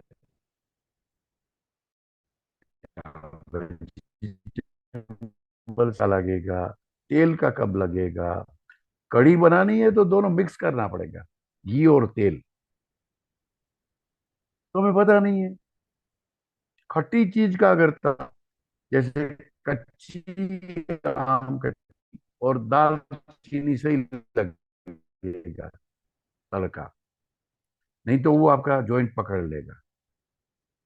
तो ये साइंस है, इसके वजह ऐसे नहीं कि कुछ भी कर लिया। हम तो बगार बगार नहीं करते, ये बड़ी बात। हम तो टोटल प्रिपेयर फूड खाते हैं, पता नहीं है उन लोगों को। तो जो स्पाइसेस है उसके कुछ दो तीन प्रकार होते हैं बाय एंड लार्ज।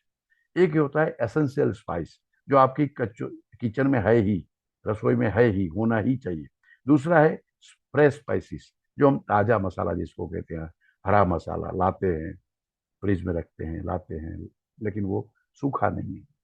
वो सीजनल भी होता है, नॉन सीजनल भी होता है। और कुछ होता है सूखा मसाला, जो हमारे रसोई की डिब्बी में नहीं होता लेकिन घर में होता है, हमारे किचन में तो होता ही है। तो ऐसे तीन प्रकार के ये मसाले होते हैं। तो हींग, हल्दी, जीरा, धनिया, राई और मेथी, these these are the essential spice. ये होना ही चाहिए, ये एक साथ नहीं होना चाहिए। किसी के घर में हम देखते हैं आजकल राई, जीरा, धनिया सब एक कटोरे में रखते हैं, भाई जगह बचानी है। ऐसा नहीं होता। मेथी कब पड़ेगी? जब भिंडी की सब्जी होगी तो ही मेथी का तड़का लगेगा, लहसुन का तड़का लगेगा। क्योंकि ग्वार है, ग्वार फली है, वो बहुत वायु करेगा। भिंडी है वो फैट और प्रोटीन की ऐसी आइटम है, ऐसा वेजिटेबल है कि जो हमारे आंतों की पेरिस्टालसिस को बढ़ा देती है। तो बदहजमी भिंडी से हो सकती है। तो पहले से उसका एंटीडोट भिंडी से, मेथी से उसका भिंडी का तड़का लगेगा। तो हर चीज का तड़का एक अपना साइंस है, उनका एक लॉजिक है, उनकी अपनी एक एंटीडोट है। ये सिर्फ गार्निशिंग नहीं है, किसी का भी तड़का किसी में भी लगा दिया। राई हर चीज में नहीं लगेगी, मेथी हर चीज में नहीं जाएगी। और कच्ची मेथी कब जाएगी? जब दाल उबल रही हो तब कच्ची मेथी जाएगी। चौके में डालो न डालो, चौके में जीरा और राई चले, लेकिन कच्ची मेथी अगर आपने तुअर दाल में, अरहर दाल में डाल दी थोड़ी, तो आपकी दाल कभी एसिडिटी नहीं करेगी।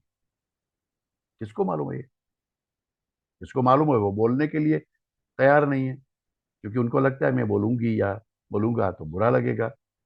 इतने बड़े साइंटिस्ट लोग, अमेरिका वाले इतने बड़े पैसे वाले हैं, ये पढ़े लिखे लोग हैं, भारत का आहार शास्त्र पढ़ा ही नहीं है, जो दादी नानी ने हमको मुफ्त में सिखा दिया था। पारंपरिक था ये ज्ञान, this the traditional knowledge we are losing day by day, day by day. तो आपको, और स्वास्थ्य इसलिए जा रहा है। तो क्या करता है वो? स्पाइसेस में टेस्ट। एक तो स्पाइसेस से आपकी दाल को एक टेस्ट आएगा, और वो जो एरोमा एरोमेटिक सब्सटेंस उसमें है, वो एरोमा आपके nasal through, olfactory through brain में जाएगा और एपेटाइट सेंटर को स्टिमुलेट करता है। पता चलता है कि ओहो ये तो अंजलि जी का छौंका है, वहां से कोई निकलते हैं ना। बाकी तो हर घर में राई है, मेथी है, जीरा है, लेकिन पता ही चल जाता है कि आज अंजलि जी ने अच्छा कढ़ी का छौंका लगाया, या उनकी पाव भाजी ये उर्मिला जी लगा रही है।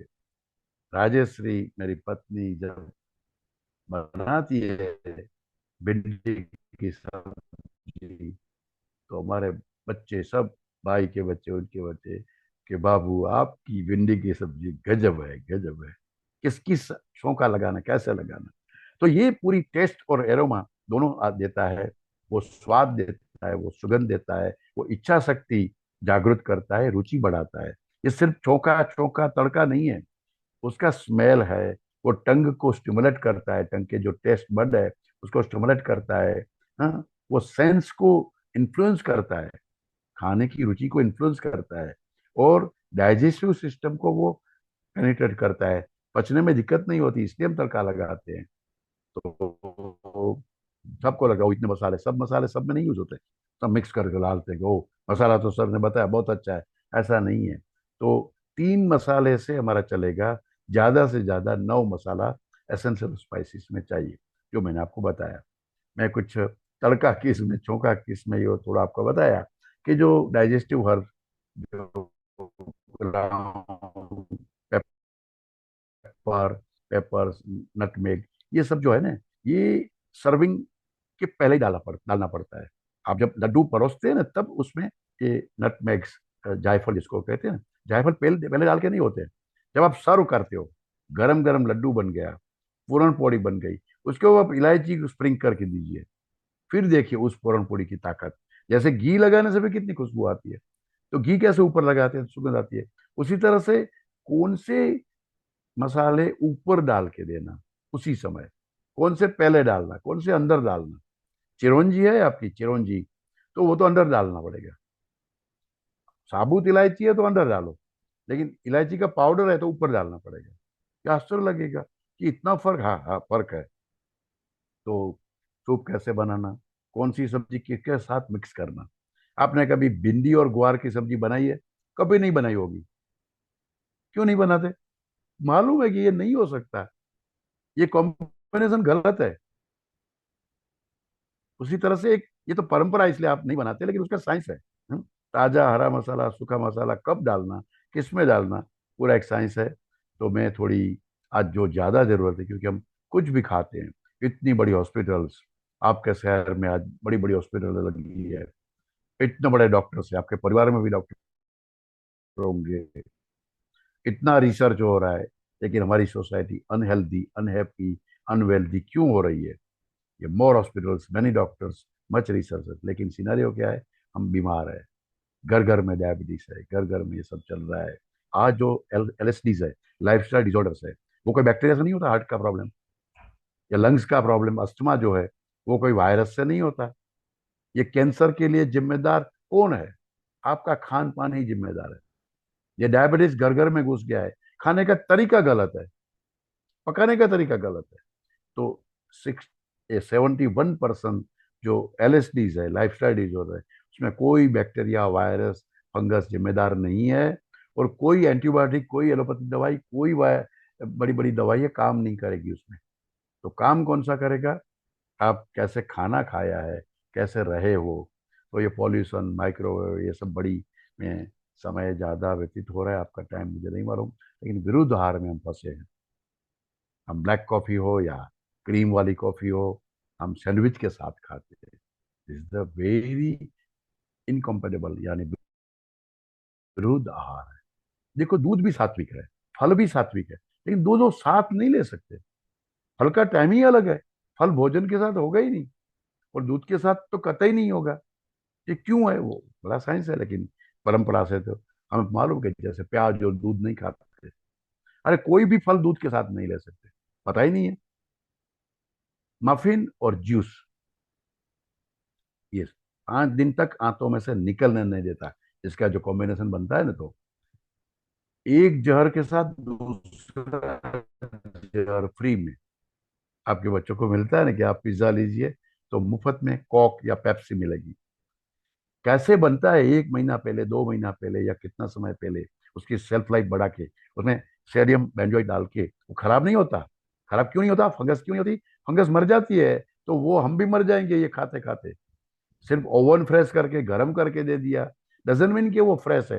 वो नाम ही बोलते हैं ओवन फ्रेश, ताजा बनाया हुआ नहीं है, ताजा गर्म किया हुआ है, गर्म करके आपको ताजा दिखाया गया, बताया गया है। तो वो सोडियम बेंजोएट कितनी खतरनाक है।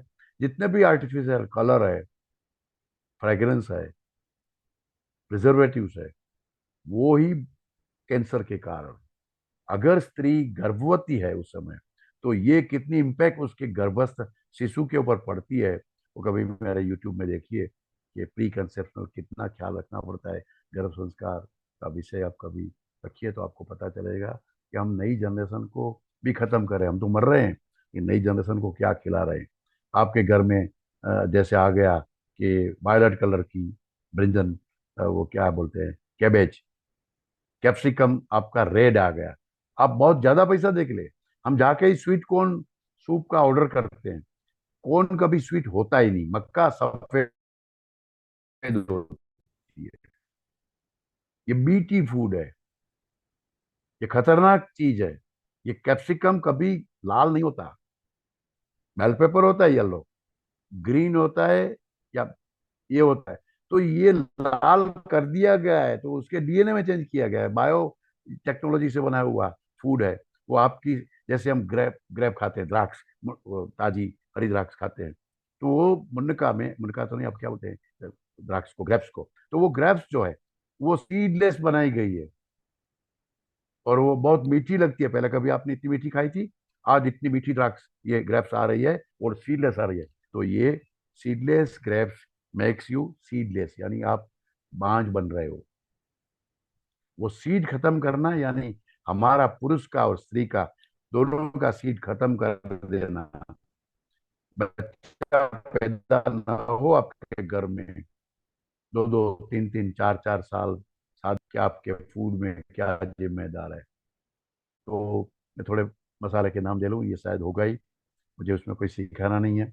अदरक या सौंठ, अजवाइन, आमचूर, अनार पाउडर, फूल चक्री आपके घर में होनी चाहिए, दालचीनी होती होगी, सूखा धनिया, हींग, आपके इलायची, बड़ी इलायची, हल्दी, सूखी इमली, जायफल, जावित्री, कड़ी पत्ता, केसर, खसखस, लौंग, मखाना, मेथी दाना, लाल मिर्ची, पिपली, राई दाना, सरसों, सौंफ, बड़ी सौंफ, तेज पत्ता, तुलसी, कोकम के फूल, सेंधा नमक, काला नमक, जौखार, सोडा खार, खड़ी शक्कर, मिश्री भी आप कह सकते हो। देखो ये राई, मेथी, ये सब मुझे कोई सिखाना तो नहीं है, आप सब जानते हैं। लेकिन मैं एक दो के बारे में वो बताऊं कि हम क्यों यूज करते हैं।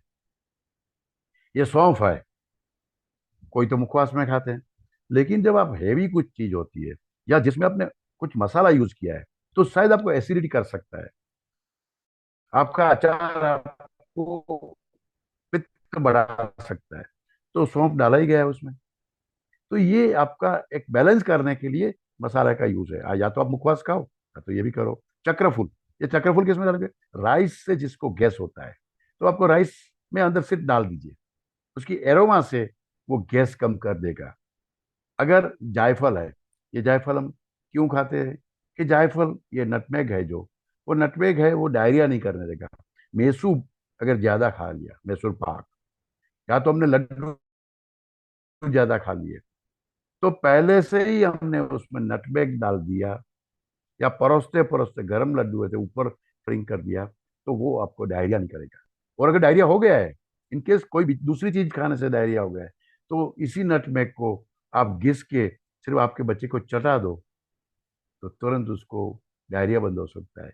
तो वही औषध है, वही आहार है, ये आपको समझने के लिए। ये सरसों हम चौका में भी डाल सकते हैं।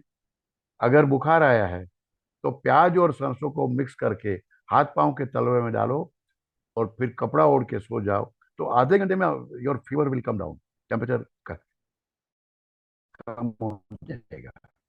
सूखा धनिया, ये हम पंजरी में खाते हैं। अगर ये डेली रूट हम ढोकले में जितनी बेसन की आइटम होती है, या जो गैस कर सकता है, पोहे है, तो उसमें इसको डालना पड़ता है, तो वो गैस नहीं करेगा, पित्त नहीं करेगा। तो एक तो ये धनिया इसलिए डालते हैं। धनिया फिर हम कैसे करते हैं?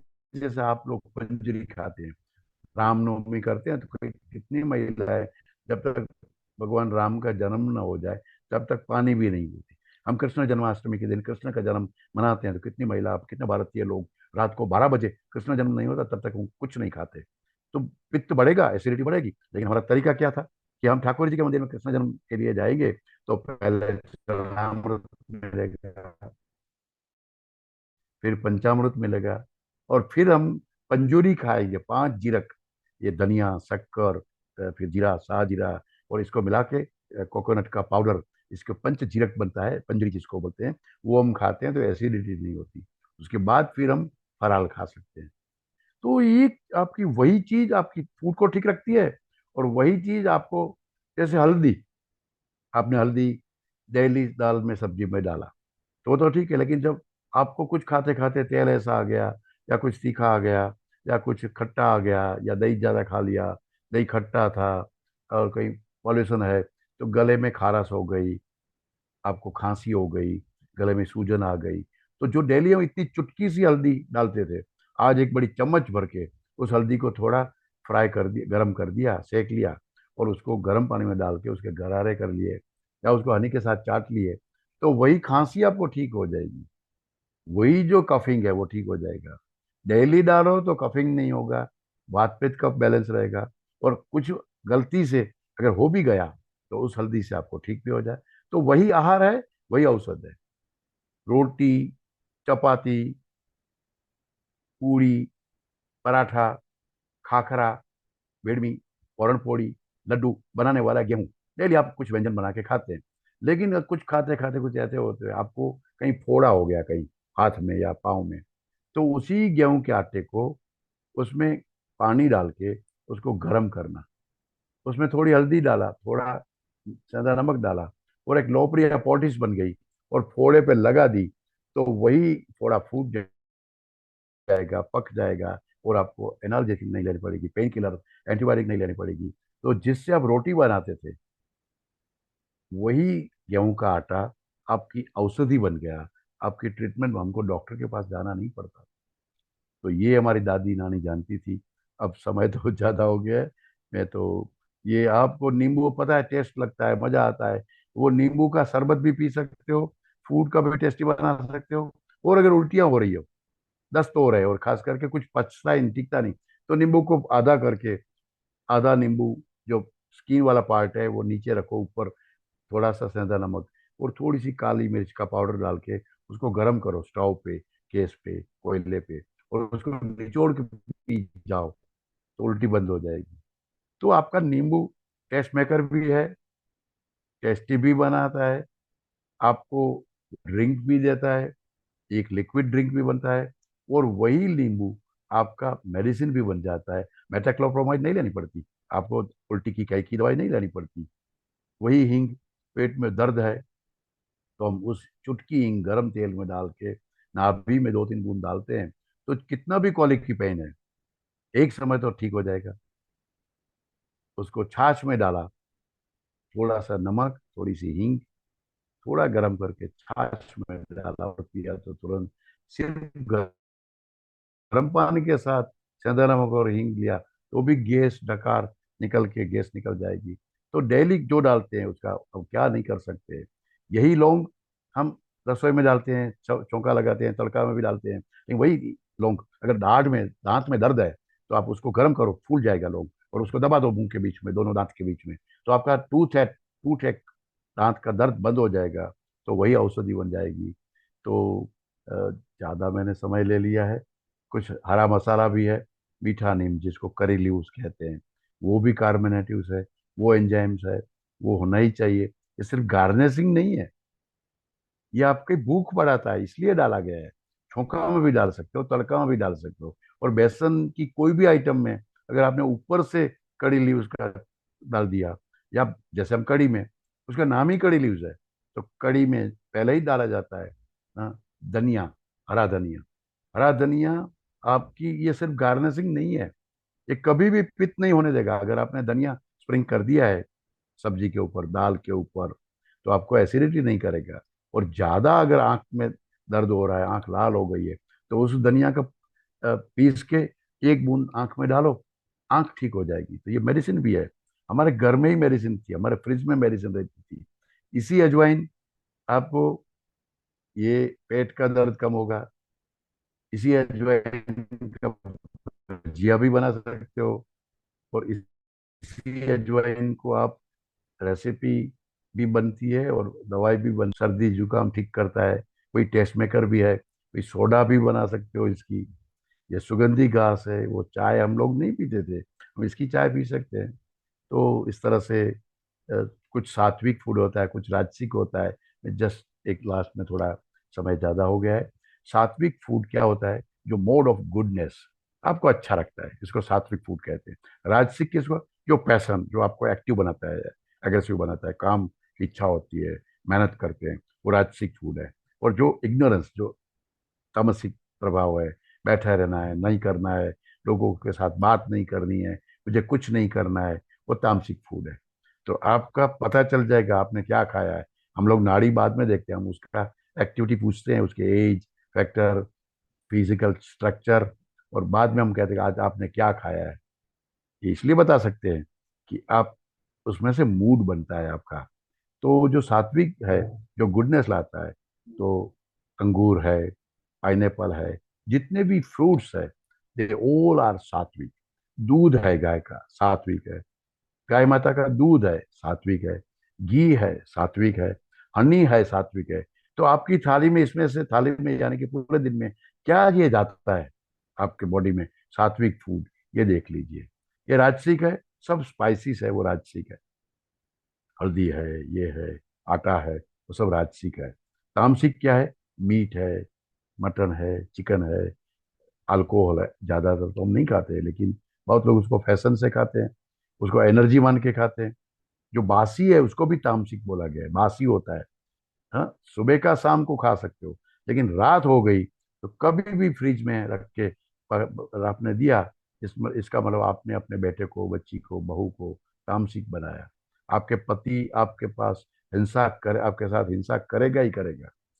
कि वो जो फूड फ्रिज से, उसमें बैक्टीरिया पैदा नहीं होता है ऐसा आप मानते हैं, लेकिन उसकी क्वालिटी में जो चेंज आता है, जिसको हमारे शास्त्रों ने बोला कि बासी मत खाओ। तो थोड़ा एक लिस्ट है, आप फोटो भी ले सकते हैं, आपको प्रेजेंटेशन आपके पास रिकॉर्ड भी हो रहा है।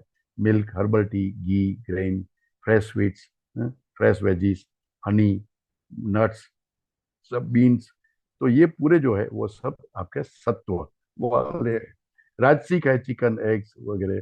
तामसिक में तो red meat, alcohol, fast food, fried food, frozen food, Chinese, ये सब तामसिक में आता है भैया। पता नहीं हम जितने आज फैशनेबल जो फूड खा रहे हैं, तो खास करके आपके बच्चे जो खा रहे हैं, आप भी खुशी हो के पार्टी में वो खा रही हो या खा रहे हो और आप दे रहे हो। आपको जब भी आपके बेटे को, बच्चों को साइंटिफिक प्रेजेंटेशन देना हो, तब बताइए कि वाई दिस फूड आर तामसिक, वो क्यों नहीं खाना चाहिए। मैं लॉजिक के साथ, साइंस के साथ, एविडेंस बेस्ड बता सकता हूँ। हमको पता नहीं है, तो मुझे लगता है ये आपके सामने। और कुछ पता ना हो तो ये तीन चार बातें हमारे घर में, कि 2 बाइट कम खाओ, 2 नेवला, ठूस ठूस के मत खाओ। जितना खाओ उसमें थोड़ा 2 नेवला कम खाओ। फिर हर 15 दिन में एक एकादशी करो, यानी एक दिन मत खाओ। एकादशे द्वौ कुर्यात्, एकादशी को 2 काम करो। भजनम अभोजनम, भजन यानी मन को कुछ नहीं दिया। हमने 14 दिन तक बिजनेस किया, धंधा किया, बातें की, किटी पार्टी, वो सब करते रहे, लेकिन मन को क्या चाहिए? मन का फूड है, भजन है, कीर्तन है, स्मरण है, चिंतन है, दर्शन है। तो उस दिन आप मन को कुछ दीजिए एकादशी को, और तन को मत दीजिए उस दिन। उसको रेस्ट करिए, जिसको कहते हैं ऑटोफेजिया। इसके ऊपर अभी नोबेल पारितोषिक मिला। और हमारी दादी तो हमको कहती थी कि एकादशी करो। हम एकादशी में आज, और ज्यादा से ज्यादा एकादशी है तो रसाहार करो, या जलाहार करो, या फलाहार करो। लेकिन वो सब हम ये पंचरत्न आटा और ये कुछ भी खाते हैं। और एकादशी को एकादशी 11 रस, गुजराती में बोलते हैं, 11 रस खाते हैं, कुछ भी खाते हैं, और तला हुआ खाते हैं, जो तामसिक है। भोजन के अंत में छाछ या मट्ठा लीजिए, और ऋतु के ही फल खाइए। कहते हैं कि रामनवमी से पहले अगर आपने खरबूजा, वाटरमेलन, तरबूज खा लिया, तो पुराने रोग निकलेंगे। रामनवमी के बाद ही ये खा सकते हो। तो हर ऋतु और हर फल का एक समय होता है। कुछ जैन लोग होंगे आप में से, उसको मालूम है आद्रा बैठ जाने के बाद हम मैंगो नहीं खा सकते। तो पता ही नहीं हम क्यों मैंगो नहीं खाते थे आद्रा बैठ जाने के बाद। तो चैत्र नवमी से लेके ज्येष्ठ चौदसी तक ही हम मैंगो खा सकते हैं। कितना भी स्टोर में, कोल्ड स्टोरेज में, उसको तो बेचना है, वो तो बेचेगा। आपको स्वस्थ रहना है। तो मुझे लगता है, और कुछ ना समझ में आए तो आपके एरिया के जो ठाकुर जी खाते हैं, जैसे लॉर्ड जगन्नाथ टेम्पल में जाओ तो चावल की ही प्रसादी होती है। मीठा चावल, दाल चावल, चावल की वेराइटीज होती है। वेंकटेश्वर तिरुपति में जाओ तो लड्डू की वैरायटी होती है। और गोल्डन टेम्पल अमृतसर में जाओ, पूरा नॉर्थ है, ठंडी वाला है, वहाँ प्रोटीन, दाल, गड़ी गाढ़ी दाल, रोटी, वो चलेगा। अगर श्रीनाथ जी में जाओ, राजस्थान में, तो वहाँ ठोर मिलता है। ठाकुर जी को वो ठोर का प्रसाद दे रहा है। बांके बिहारी को पेंडा, खीर। आप वृंदावन जाओ, गोकुल जाओ, बालाजी पद्मनाभ टेम्पल में जाओ, केरला में तो गुड़ चावल। तो आपके एरिया के ठाकुर जी क्या खाते हैं वही खाओ, ये सिंबॉलिक है। कम से कम जो ठाकुर जी खाते हैं वो खाओ। दादी कहती थी उस तरह से रसोई पकाओ, नानी कुछ बनाती थी, तो वो आपको करना है। मैं एकल प्रयास को बहुत साधुवाद देता हूँ। मैं रमेश जी का बहुत आभारी हूँ, विनीता जी का, अंजलि जी का भी बहुत आभारी हूँ। बाकी का तो नाम नहीं मालूम मुझे, लेकिन आपका काम है वही मुझे प्रेरणा देता है। आप सबको नमस्कार, धन्यवाद। स्वस्थ रहिए, अलमस्त रहिए। मैंने कुछ ज्यादा समय ले लिया है तो मुझे क्षमा करिए, लेकिन मुझे कुछ जो देने के लिए बताया गया था वो आपको दिया है। नमस्कार। बहुत ही बढ़िया डॉक्टर साहब, बहुत छोटी छोटी बातें और बहुत यूजफुल, इंपॉर्टेंट, महत्वपूर्ण बातें आपने सहजता से बताई है हमें। कुछ सवाल लिए 10 मिनट तो आपको समय है?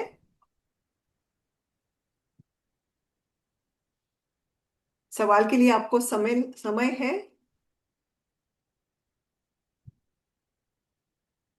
शायद सुन नहीं पा रहे लग रहा। अच्छा, तो मैं आमंत्रित करती हूँ धन्यवाद के लिए सरिता जी भंसाली, जो हमारी आरएमएस की सह संगठन मंत्री है और आरोग्य फाउंडेशन में जिनका साउथ में बहुत बड़ा कार्य है। तो सरिता जी, आप आमंत्रित हैं। सभी को Ram Ram. Thank you Anjali for मुझे ये मौका देने के लिए। और जैसे कि कहते हैं ना कि बिना ज्ञान अधूरा है। सबको थोड़ी थोड़ी जानकारियां रहती है, लेकिन उसका अगर जब तक पूरा जानकारी न हो तो किसी भी तरह का ज्ञान अधूरा है। उसी प्रकार से जब आज इनके द्वारा हमें हर छोटे छोटे टिप्स बताए गए कि क्या चीज किसके साथ खानी चाहिए, कब खानी चाहिए, कब नहीं खानी चाहिए, तो मेरे ख्याल से आज जितने लोगों ने भी इसको अटेंड किया होगा तो उनके कुछ तो डाउट्स क्लियर हुए होंगे, और जो गलत तरीके से खा रहे थे वो आगे से इस चीज का ध्यान रखेंगे कि कब क्या खाना है। जैसे कि कई लोग सोचते हैं कि एक दूसरे को इलाज बताते हो तो झट से बोलते मैं ये खाती हूँ वो खाती हूँ, लेकिन मिला मिला के खाते। अगर हमें बुखार है तो बुखार की दवाई लेनी है, सर्दी है तो सर्दी की लेनी है। उसी प्रकार खाना कब क्या खाना है इसकी जानकारी मिली। और आज का तो जरूरत भी यही है कि हम स्वास्थ्य के बारे में हर एक कोई जाने, चाहे पुरुष हो चाहे गृहिणी हो। गृहिणियां किचन से पुराने जमाने से घरेलू इलाज कराती है, बट पुरुषों को भी आज अगर ये अटेंड करके जानकारी मिली कि घरेलू इलाज से भी हम बहुत कुछ अपने आप को स्वस्थ रख सकते हैं, तो आरएमएस की तरफ से इस तरह के वेबिनार्स आने से सबकी जानकारी भी बढ़ती है, सबके मिथ्स और डाउट्स भी क्लियर होते हैं। और आशा है इसी तरह से आगे और अच्छे अच्छे प्रोग्राम्स आएंगे और फॉलो करेंगे। मैं भी एक गलत काम करती थी, आज वो मेरा भी सही हो गया है। मैं हमेशा दूध के साथ एप्पल खाती थी, अब कभी नहीं खाऊंगी। धन्यवाद, थैंक यू सो मच। बहुत बहुत धन्यवाद सरिता जी, बहुत सुंदर शब्दों में आपने धन्यवाद ज्ञापन किया है। किसी के कुछ सवाल है तो डॉक्टर साहब, आपको 10 मिनट का समय है? जी जी, मैं ही पहला सवाल पूछती। ब्लड प्रेशर और डायबिटीज, जैसे डायबिटीज में बोलते हैं कि डेयरी प्रोडक्ट्स नहीं लेना चाहिए, दूध दही पनीर चीज कुछ भी नहीं लेना चाहिए, तो ये देसी गाय का दूध लिया तो चलता है क्या?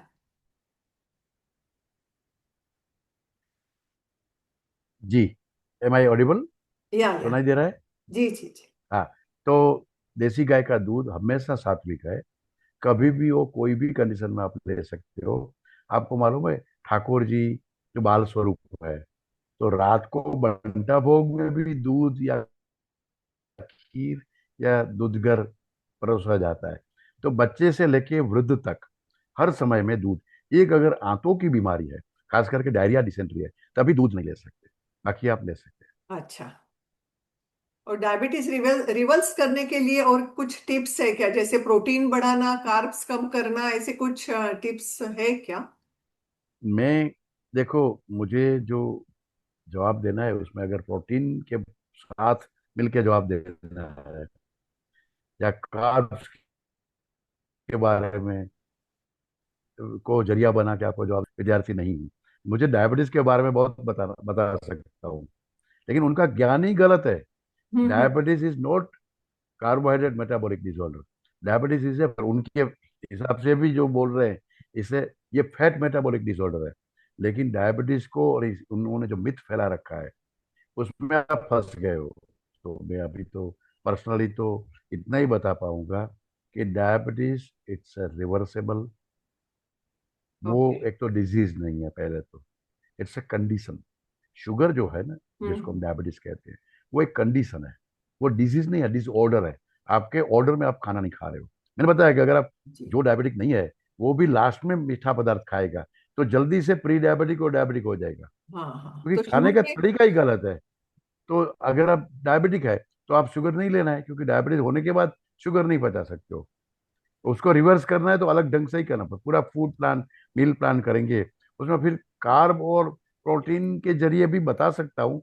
लेकिन ये मैं एक अलग शस्त्र, जो मेरा शस्त्र नहीं है, ये पश्चिम का शस्त्र है। हम्म। उस शस्त्र से नहीं, मैं आयुर्वेद से बता सकता हूँ। तो अभी तो वो इतना नहीं समय है, लेकिन बस सकते हो, क्योंकि वो डिजीज ही नहीं है। और बट डॉक्टर यू आर साहब, आपने इंसुलिन जो डिपेंडेंट। बताया कि रात में 3 चीजें नहीं खानी चाहिए, तो मूली, दही और तीसरी कौन सी? इसलिए आप मोगरी को आप क्या बोलते हैं पता नहीं, एक लंबी मोगरी। लंबी ऐसी चूहे की पूंछ जैसी आती हाँ, है, पर्पल वो कलर की। मूली का ही ऊपर का मूली का फल होता है, प्रकार है, मूली सोगरी। का एक, हाँ यस, सोगरी भी बोलते हैं मोगरी, कई लोग। मोगड़ी भी बोलते हैं वही। हाँ, मोगरी सोगरी दोनों बोलते मोगरी सोगरी, और मूली का एक प्रकार है छोटा वाला, अच्छा। ललिता जी, लंबा है। आप पूछिए, आपको अनम्यूट किया है। ललिता जी। नमस्कार डॉक्टर हाँ। साहब। आजकल सारे सब कोई मना करते हैं दूध पीने के लिए रात में, और हमने तो बचपन से ही दूध पिया लेकिन अब छोड़ दिया। तो इस पे आप क्या बोलेंगे? तो आपका दादा दादी माँ का आप नहीं मान रही हो, और जिसका आप मान रहे हो वो खुद बीमार होगा, या आपको बीमार कर रहे हैं, आपने छोड़ दिया है। तो परंपरा क्या कहती थी कि रात को ही दूध पिया जाता, मैंने बताया वही साइंस है। अब उनको पता ही नहीं, वहां गाय ही नहीं है, वहां देसी गाय है ही नहीं पश्चिम में। यूरोप में है वो जर्सी है। वो जर्सी का दूध दूध ही नहीं है। दैट इज बहुत टोरस A1 टाइप का मिल्क है वो। कभी गाय के ऊपर मेरा सेमिनार रखिए, आपको बताऊंगा मैं कि यूरोप और अमेरिका में गाय नहीं है। और वो जो पी रहे हैं वो जहर पी रहे हैं, वही हमें पिला रहे हैं। और फिर वो जहर नहीं पीना चाहिए। तो वो आपका डॉक्टर या आपका कोई बोलता है वो सही है कि रात को जहर नहीं पीना चाहिए, लेकिन रात को देसी गाय का दूध पीना चाहिए जो आपको नहीं मिल रहा है, या आप नहीं, हमारे मंगवा के पास तो पी सकते देसी हैं। गाय है डॉक्टर बस साहब, तो रात हमारे को घर पीना में। चाहिए, बिल्कुल। तब तो पीना फिर आप चाहिए। पीजिए, और मुझे आप बताइए 1 महीने के बाद आपके अंदर चेंज बताइए। ठीक है। ठीक है। Thank you doctor, thank you. Deepika ji पूछिए, आप, आपको अनम्यूट किया है, वीडियो ऑन हाँ कीजिए।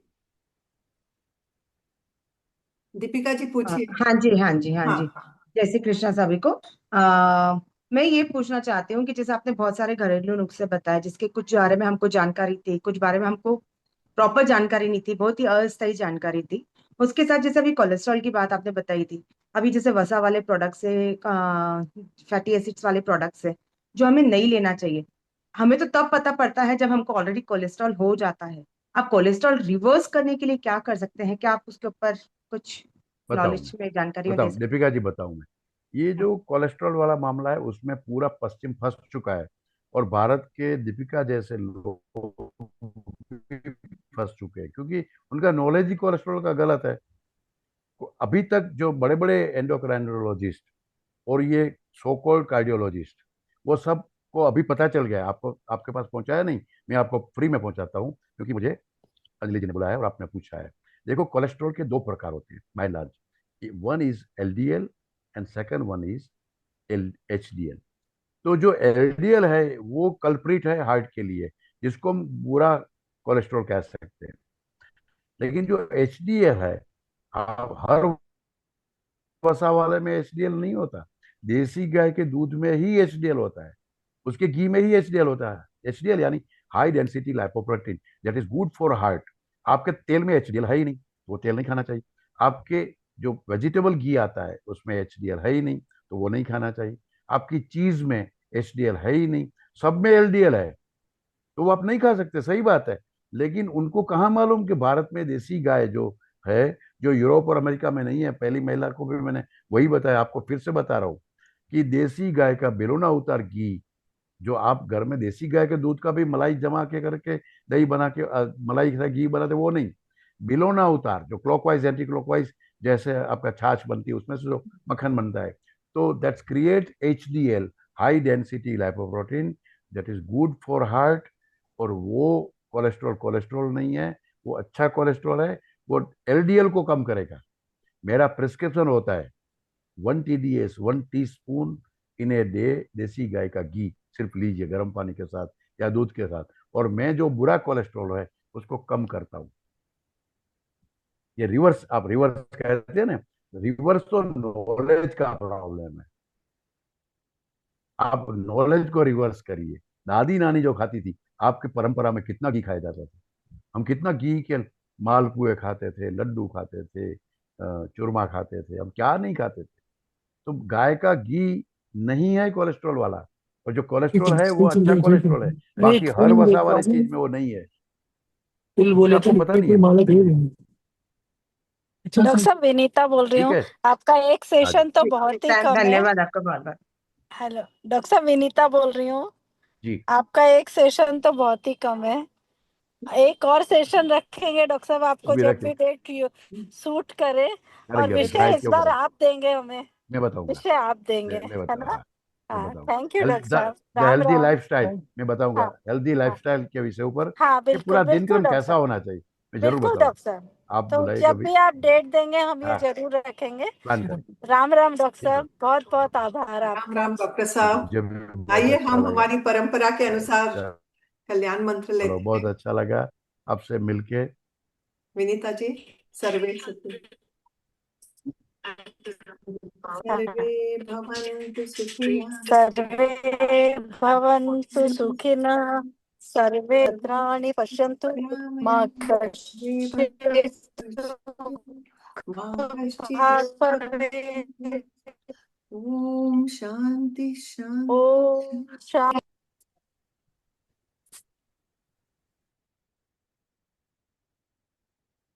बहुत बहुत धन्यवाद डॉक्टर साहब, थैंक यू सो मच। बहुत छोटी छोटी बातों का ज्ञान आज हमें प्राप्त हुआ है।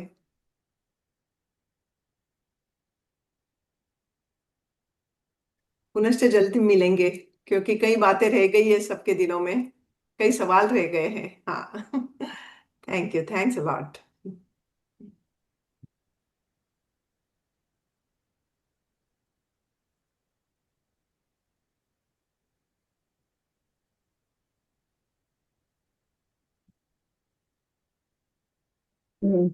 अच्छी अटेंडेंस रही, 200। अच्छी अटेंडेंस रही। डॉक्टर साहब को निकलना भी था 1 बजे, तो हाँ बहुत नहीं, अच्छा रहा। 251 लोग था। सवाल ऐसे थोड़े से मन में रह गए तो वापस एक बार विनीता जी ने उनको आमंत्रित किया ही है।